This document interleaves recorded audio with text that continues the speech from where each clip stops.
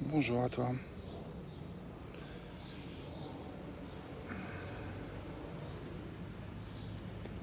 J'ai mis comme titre Plonger dans l'inconnu parce que j'ai aucune idée de ce que je vais raconter.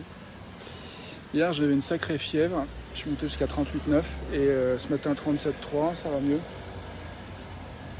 Je suis pas encore complètement remis, mais là j'étais au stade derrière moi et fait un petit peu de yoga.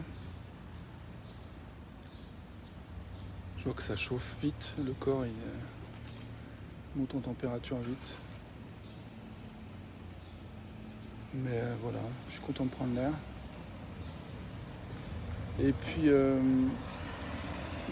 un peu du mal à trouver du sens à cette vidéo aujourd'hui. Je me dis pourquoi je fais ça là, franchement.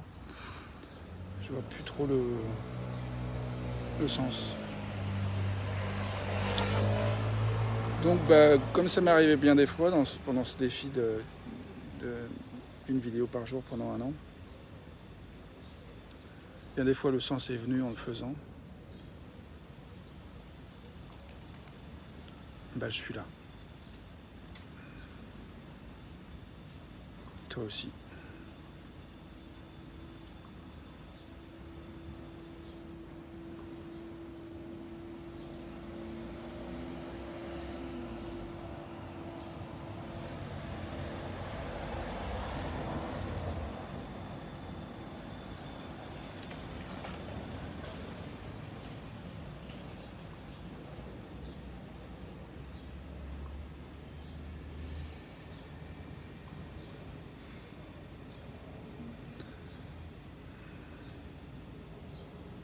Je me sens pas très bien, j'ai mal au ventre, un peu le tournis. Hier c'était les funérailles de François. J'étais pas sûr de pouvoir y aller parce que j'étais fiévreux et je suis allé avec un masque. J'avais peur d'avoir chopé le machin. J'ai fait un test négatif. Bon. Puis la fièvre est descendue ce matin.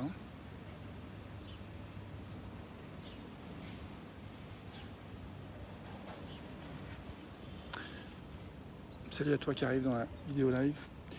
Mon ex-compagne m'a fait une séance énergétique à distance et ce qu'elle percevait, c'est qu'il y avait une baisse de mon système immunitaire due à beaucoup de... Je sais plus comment elle l'a dit, mais comme de mésestime de soi, de dévalorisation assez forte, assez violente. Et c'est vrai que j'ai vécu ça très fort mardi. J'ai eu des moments comme ça durs et j'ai commencé à être malade mardi soir. C'est vrai que je me sens pas en super grande capacité d'amour de moi, de respect de moi. J'avoue, je passe une phase un petit peu rude à ce niveau-là. Voilà, donc cela dit, je suis content du temps passé. À l'église, c'était un petit peu dur. Je trouvais que la cérémonie pour les obsèques de François, c'était tous les textes religieux, là, ça m'a un peu saoulé. Mais c'était un peu déconnectant. Je trouve que j'avais vraiment... Enfin, il y a des petits moments, heureusement, où j'étais connecté. J'ai aimé le moment où on est tous passés près du cercueil de François pour le bénir ou le toucher ou s'incliner, souvent ce qui était juste pour nous. Moi, j'avais choisi de le toucher, de me mettre en présence de François et de toucher le cercueil du bout des doigts. Et j'ai trouvé ça très émouvant. Et puis après, j'ai pas été au cimetière, j'étais me coucher, j'ai dormi 2 heures.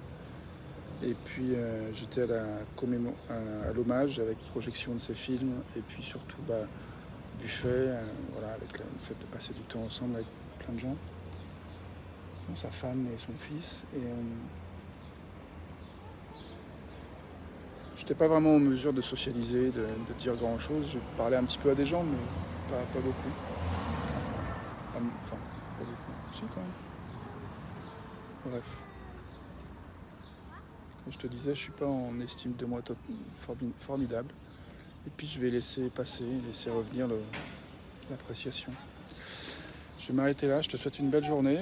Je vais juste peut-être finir sur quelques secondes de silence pour nous rappeler qu'on est encore une fois légitime d'être là où on est, de ressentir ce qu'on ressent. Et parfois c'est agréable, parfois c'est des traversées un peu moins agréables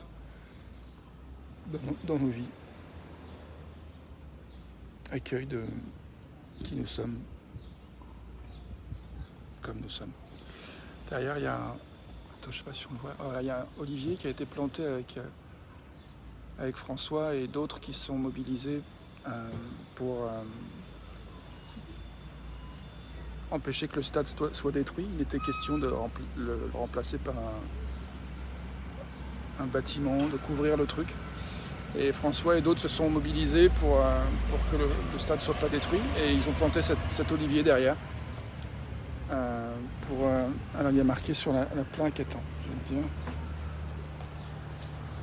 Arbre planté par Patouche le Stade en souvenir de la mobilisation de l'année 2015 qui a permis la sauvegarde du stade championnat.